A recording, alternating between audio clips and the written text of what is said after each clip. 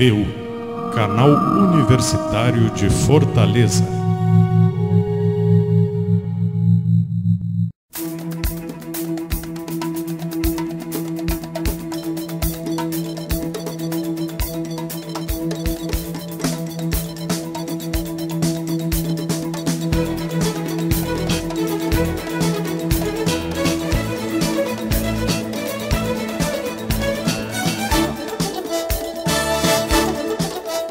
Estamos começando mais um Sociedade de Direito, programa gravado no estúdio do Dr. Manuelito Eduardo Campos, da Faculdade Grande Fortaleza, para a FGF TV.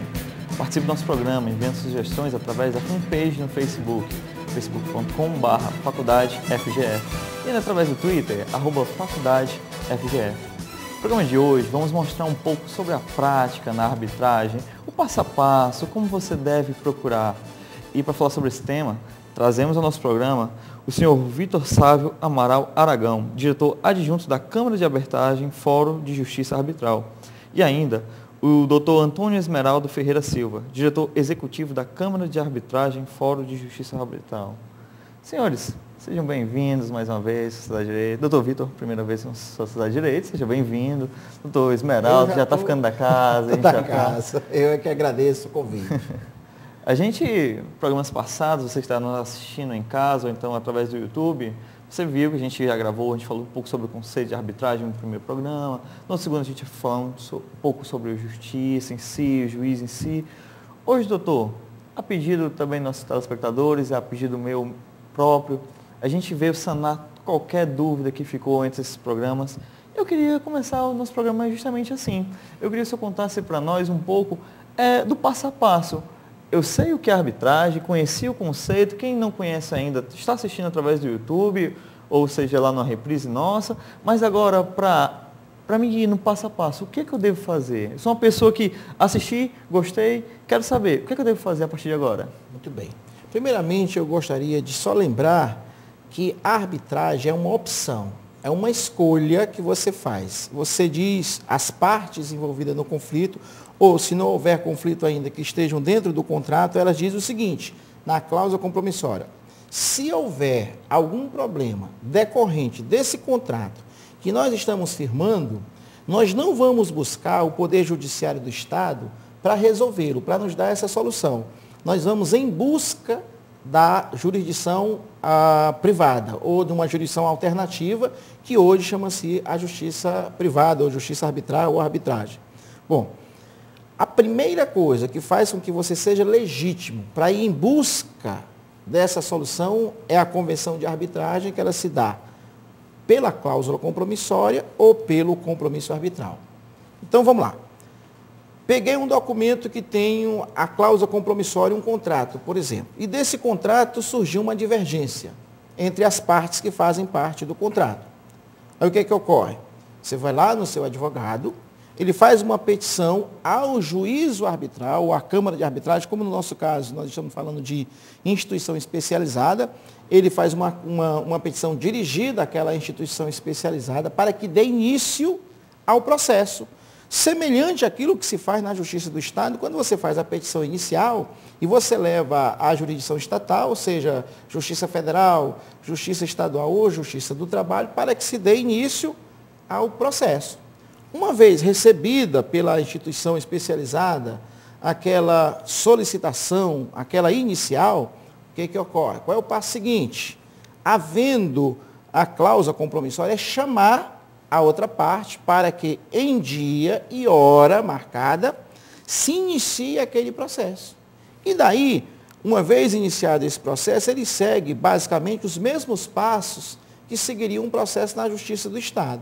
Ou seja, primeiro momento, vamos ver a questão do entendimento das partes, vamos buscar um acordo, uma conciliação. Não havendo esse acordo, não havendo essa conciliação, aí nós vamos para a instrução do processo. Nós vamos para o convencimento do árbitro, ou seja, a parte A vai depor, a parte B também, vai apresentar os documentos da parte A, o documento da parte B, testemunha da parte A, testemunha da parte B, trazendo aos autos todos esses procedimentos, né? Aí o árbitro ele vai dar sua sentença de mérito. que deve ser da mesma forma, da mesma forma como o juiz do Estado faz. Ele identifica as partes, faz o relatório, faz a decisão, fundamenta e decide. Então, em síntese, esse é o procedimento arbitral. Primeiro, convenção de arbitragem, cláusula compromissória ou compromisso arbitral. Segundo, você inicia o procedimento por meio de uma petição inicial dirigida à instituição de arbitragem que está ali eleita na cláusula compromissória. Segundo, terceiro, as partes vêm para em dia e hora marcada ou compor para ser homologado pelo árbitro ou trazer ao processo as suas provas, né, aquilo que ele acredita ter de direito, para que o árbitro, ao final de ouvir as partes, prolate uma sentença. Doutor Vitor, mais uma vez seja bem-vindo ao nosso programa. A satisfação é nossa. No primeiro momento, no primeiro programa que a gente teve sobre esse tema, a gente deixou claro que a arbitragem ela vai cuidar de bens disponíveis, de assuntos disponíveis, direitos disponíveis, no caso. Só poderia explicar para quem está nos assistindo o que seriam esses bens disponíveis, como ela pode saber se ela tem ou não isso? Pronto. A lei de arbitragem ela é bem clara no sentido de delimitar a área de atividade dos árbitros. Só pode ser arbitrável o conflito que verse sobre direito patrimonial disponível. O que viria a ser isso? Esses direitos são diretamente relacionados com bens patrimoniais disponíveis, ou seja, o patrimônio o qual não está impedido de alguma forma de ser transacionado. Ou seja, eu sou dono de alguma coisa, algum valor pecuniário, ou então algum bem, no caso, e se eu quiser dispor dele, eu não vou ter que pedir para o Estado que o libere, por assim dizer, para que eu possa transacioná-lo. Ou seja, eu posso vendê-lo, posso alugá-lo, posso trocá-lo, posso, inclusive, dispor dele numa doação, por exemplo. Ou seja, toda essa gama de bens, havendo algum conflito no qual eles estejam envolvidos, vai ser possível arbitrar o conflito lá presente. Então fica, doutor Esmeralda, até mais fácil agora das pessoas saberem em que elas podem, quando elas podem entrar ou não, fazer parte da relação arbitral em si. Muito bem. Então, ainda nessa questão do passo a passo, eu gostaria de frisar, nós já falamos no passado sobre isso, mas eu gostaria de reiterar da seguinte forma. O árbitro, ele pode fazer o processo de conhecimentos, ele pode conhecer o litígio, ele pode conhecer. Então, qual é hoje o grande gargalo do Poder Judiciário? É o processo de conhecimento, que demanda muito tempo. E, por força da Lei Federal 9.307, que disciplina o trabalho do árbitro, ele é obrigado, se outro prazo não for convencionado entre as partes, diferentemente, não for acordado, em dar uma sentença de mérito ou chegar ao final do processo em, no máximo, 180 dias. Olha, esse é um dos grandes anseios da sociedade, é ter uma justiça rápida. Então, quando você vai ao encontro da justiça arbitral e leva um processo de conhecimento, você tem que ir em mente da seguinte forma, que essa sentença de mérito, ela vai sair pela justiça arbitral em, no máximo, 180 dias. Até porque, havendo essa sentença de mérito e ela sendo condenatória, gostaria de lembrar que ficasse bem claro, que o árbitro ou a instituição de arbitragem, ela não tem poder de coercitividade. Uma vez com a sentença do árbitro na mão, qual é o procedimento seguinte? Bom, toda sentença de qualquer juízo tem duas formas de ser cumprir, a parte cumprir. Qual seja essas duas formas? De forma voluntária, ou seja, o juiz determinou na sentença, eu vou cumprir. Ou a pessoa dizer, olha, o juiz mandou na sentença, mas eu não vou cumprir. Quando você não faz isso de forma voluntária, você tem que cumprir de forma coercitiva, ou seja, alguém tem que ir aos seus bens e tomar esses bens para satisfazer o credor. Esse alguém não pode ser o árbitro e não pode ser a instituição de arbitragem. O que é que a legislação diz? A legislação diz o seguinte, que o árbitro, na verdade, a parte interessada, pede ao juiz do Estado que faça cumprir a sentença do árbitro. Né? É impedido ao juiz do Estado de reavaliar o mérito, ele não pode modificar o mérito, né? Ele vai fazer cumprir aquilo que o árbitro determinou, mas o árbitro ou a Câmara de Arbitragem não pode simplesmente fazer cumprir aquilo que ele determinou. Ele determina mas quem faz cumprir? O juiz do Estado por meio de um requerimento, tá? Ou uma ação de cumprimento de sentença de título judicial, né? que é a sentença arbitral. Até assim, focando mais assim, um princípio da imparcialidade do juiz arbitral, que julga tudo, mas também depois não se mete diretamente, digamos assim, no cumprimento, passando para o judiciário fazer a execução. Na verdade é assim, quando ele faz a sentença, terminou o trabalho dele. Naquele momento, ele prolatou a sentença ou homologatória ou de mérito, cessou o trabalho do árbitro. Naquele momento, já sai da jurisdição arbitral. É colocado na mão da parte A e da parte B um título executivo judicial. O que você vai fazer com ele depende da parte. Se a parte, digamos assim, devedora não cumprir e a parte credora não quiser executar essa sentença, ela pode. O título é dela, ela pode fazer o que ela quiser, ela é detentora daquele crédito. Quem vai decidir dar prosseguimento para que o Estado vá aos bens e tome os bens necessários para satisfazer o credor, é a parte que tem a sentença. A partir do momento da prolação da sentença, o árbitro terminou o serviço dele termina ali. A partir daquele momento, se for para cumprir aquela sentença de forma coercitiva, quem é que vai atuar? É o advogado da parte, requerendo ao juiz do Estado que faça o procedimento que a legislação determina. Fazer cumprir a sentença por meio da força estatal, né? E a partir daquele momento, cessa ali a atividade do árbitro. Prolatou a sentença, assinou, a atividade do árbitro cessa, acabou. Aí, se for para fazer um cumprimento de sentença de forma coercitiva, quem faz isso é o Estado. Eu gostaria de lembrar mais uma vez o seguinte: o árbitro ou a jurisdição arbitral, ela pode conhecer do processo, ela pode decidir o processo, tá certo? Mas ela não pode impor o cumprimento. Essa parte da imposição, da coercitividade, de obrigar o cumprimento da sentença arbitral, você tem que pedir ao juiz do Estado para fazê-lo. Por quê? Porque o árbitro, apesar dele ser equiparado a funcionário público para os efeitos da lei penal, ele não é funcionário público. Ele não tem o poder de imperium, o poder que só quem pode deter esse poder, por força constitucional, é o próprio Estado. E o árbitro não é Estado. O árbitro é justiça privada, disciplinado por uma lei federal. O trabalho dele é disciplinado por uma lei federal, mas ele não é Estado. Ele tem legitimidade para fazer. Eu entendo que é jurisdição na sua plenitude, apesar de não ter o poder de coercitividade, mas ele não é Estado. Tem que ficar bem claro que quem busca a solução arbitral para o seu litígio, ele está buscando essa solução pelo novo caminho. O governo mesmo se encarregou de criar um novo caminho, uma nova estrada para que o particular e até mesmo os órgãos públicos, hoje já existem muitas situações que podem se recorrer à arbitragem, encontre solução, desafogue o Poder Judiciário, a sociedade fique mais tranquila quanto a essa solução de litígio e traga um resultado mais imediato. Agora, para isso, quero deixar bem claro, é importante que as partes envolvidas, os advogados, as partes que são realmente detentoras daqueles direitos, que vão em busca daquele direito na jurisdição arbitral, se conscientizem, façam com clareza, busquem as instituições de arbitragem que tenham credibilidade e assim, não façam na dúvida.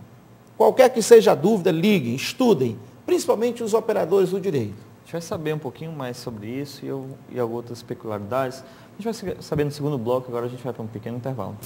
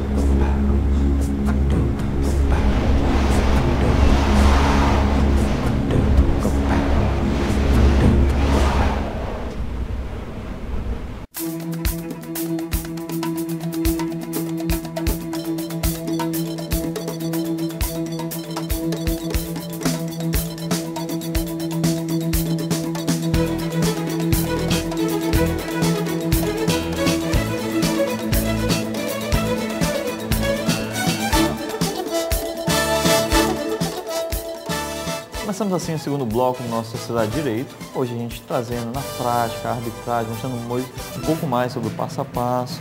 No primeiro bloco a gente teve debate bacana, a gente falou sobre o que fazer. Agora, doutor Vitor, eu queria pedir para o senhor explicar para quem está nos assistindo, que assistiu também o primeiro bloco, sobre os documentos que ela precisa, o que ela precisa levar, as xerox de quê, o que ela precisa fazer, quais documentos necessários para entrar no ramo arbitral. Bom, em relação à grande gama de litígios que podem ser arbitrados, no caso, né, que são arbitráveis, fica difícil a gente dizer especificamente para cada caso. Agora, no geral, seria o quê? Seria, evidentemente, documentos pessoais, se for no caso de inventário, partilha, se for alguma homologação de transação, ou se for a pessoa quiser fazer uma ação de cobrança por arbitragem, o que é que ela vai precisar? Vai levar o título, no caso, né? Se for o caso de um cheque, de uma confissão de dívida, pode levar, no caso, né? Leva o original, a gente xeroca, devolve o original para a pessoa. Então, a pessoa, se quiser também deixar depositado nos autos, também vai poder. Por que isso? Porque a gente pode pegar a cópia, no caso, porque o nosso procedimento é bem mais informal do que no judiciário. Okay? No caso, se envolver imóveis, tem que levar a escritura do imóvel, se envolver automóvel, leva o documento de propriedade.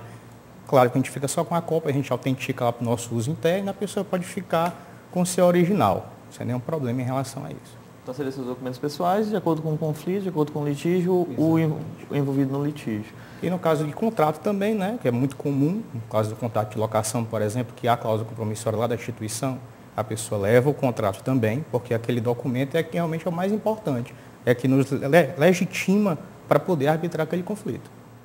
Doutor Esmeraldo, aqui, digamos que um pouco em off aqui, quais são os conflitos mais comuns que o senhor vivencia nessa sua vasta experiência arbitral? O senhor pode compartilhar um pouco aqui que está assistindo o nosso programa?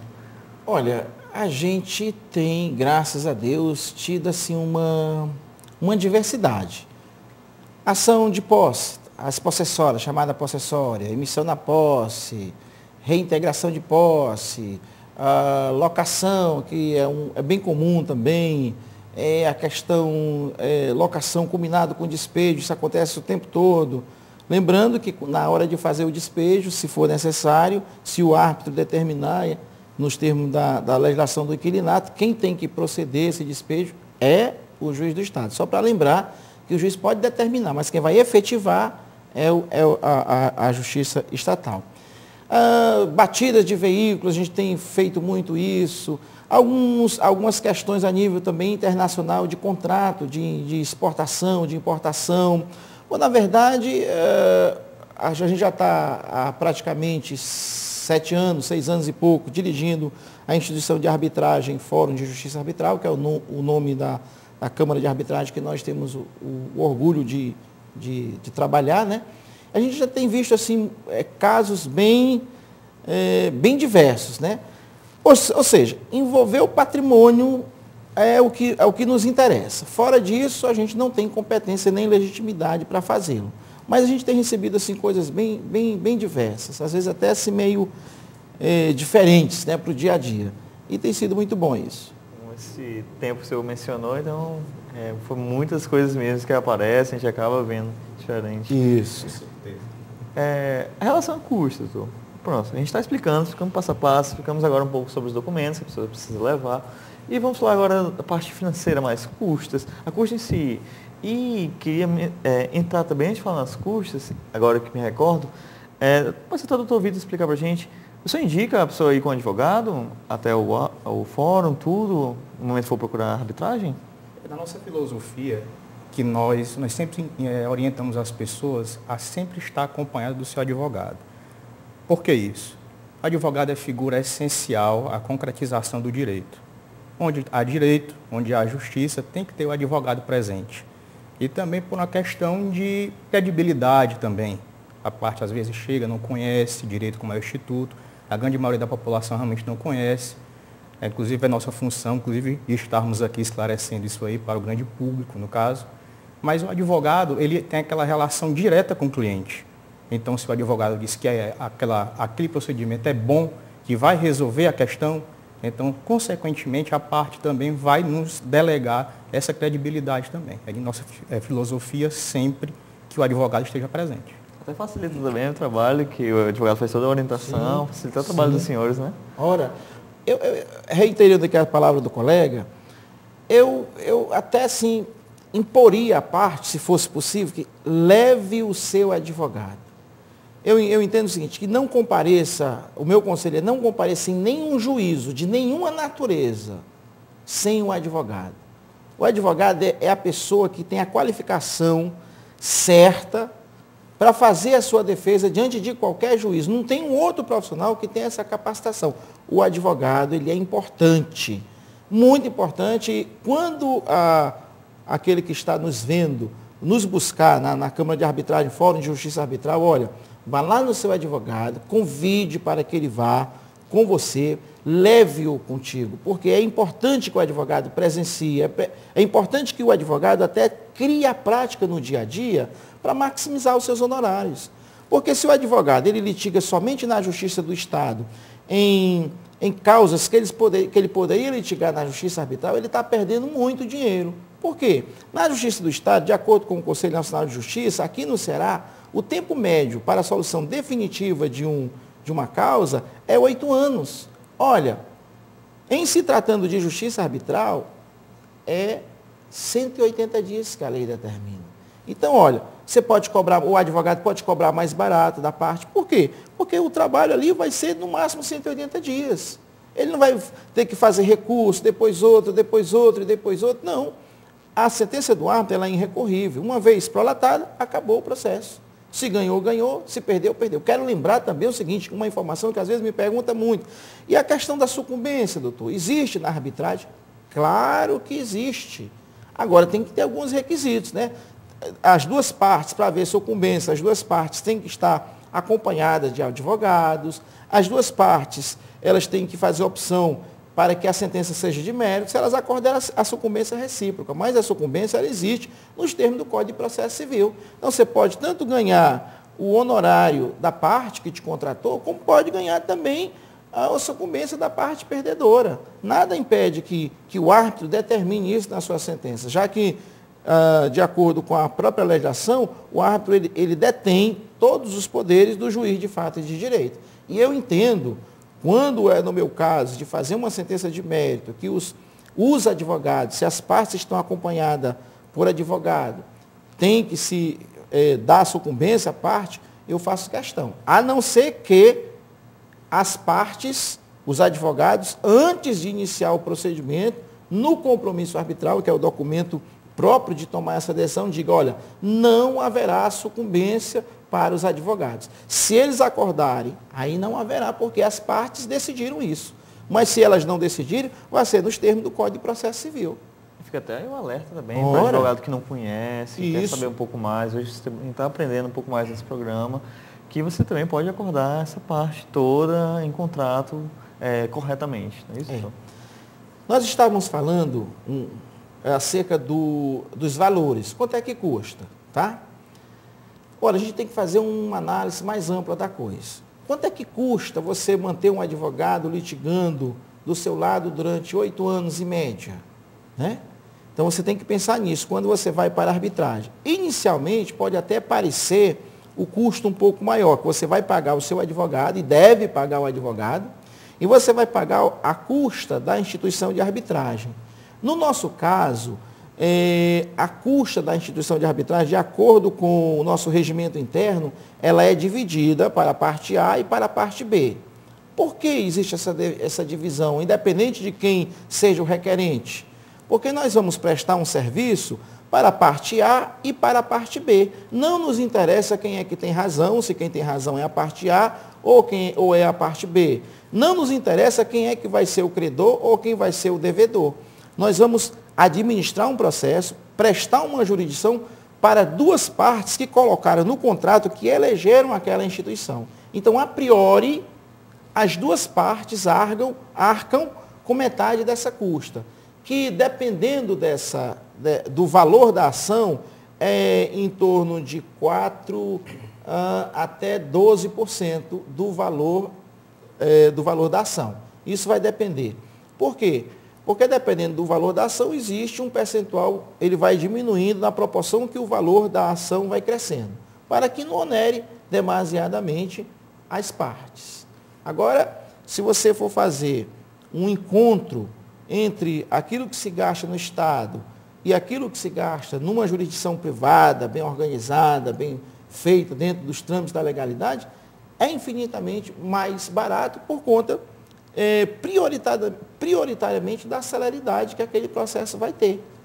Então, se você resolve rápido, você tem tempo para cuidar de outros afazeres, você vai tirar logo aquele processo da sua cabeça, se ganhou, se perdeu, você já tem tempo para ir atrás de outros afazeres. E tempo é dinheiro. Todo empresário sabe que você postergar uma ação no judiciário durante anos e anos e anos, mesmo você ganhando, às vezes você perdeu. Às vezes você gastou 3, 4 vezes mais do que o valor da própria ação em si, por conta de manter aquele processo vivo, funcionando, pagando advogado mês após mês, né?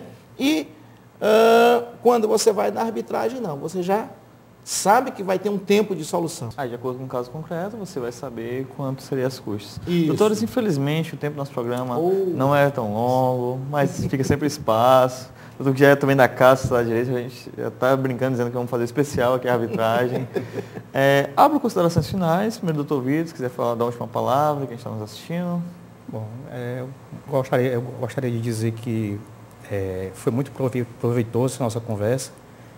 Gostaria de dizer também que conseguimos esclarecer esses pontos práticos e dizer para o grande público também que estamos à disposição na nossa instituição, chama-se Câmara de Arbitragem Fórum de Justiça Arbitral.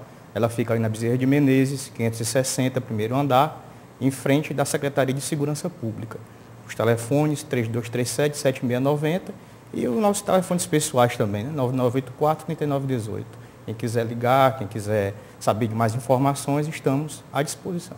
Doutor Esmeraldo, palavra sua. Bom, gostaria de deixar aqui um convite aos colegas advogados que queiram se inteirar melhor desse assunto, que eu estou à disposição com o parco conhecimento que eu tenho para dividir, né? Mostrar a questão operacional, às vezes dúvidas que existem, não tem como não existir, como a gente está no dia a dia, existem alguns questionamentos que talvez a gente não possa discutir aqui hoje, mas existe que a gente precisa buscar um conhecimento mais a miúde, mais de perto, e eu me coloco à disposição para dividir esse conhecimento, já que é uma prática diária da nossa vida, a gente é o nosso ganha-pão, nós trabalhamos direcionado para esse segmento da instituição da arbitragem, e me coloco inteiramente à disposição no telefone 3237-7690, que é o telefone lá da Câmara de Arbitragem Fórum de Justiça Arbitral, através do site, que é o www.forumdejustiçaarbitral.com.br, onde você vai ter um link lá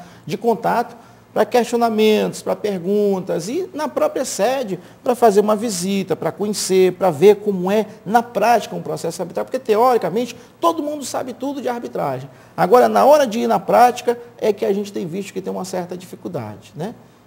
Então, nós estamos à disposição exatamente para trazer essa questão prática da coisa, para o dia a dia da sociedade. Obrigado, doutores. Assim chegamos ao final de mais um Sociedade de Direito. Esse programa é gravado pela FGF TV e retransmitido no portal www.youtube.com/FGFIES. Obrigado pela audiência.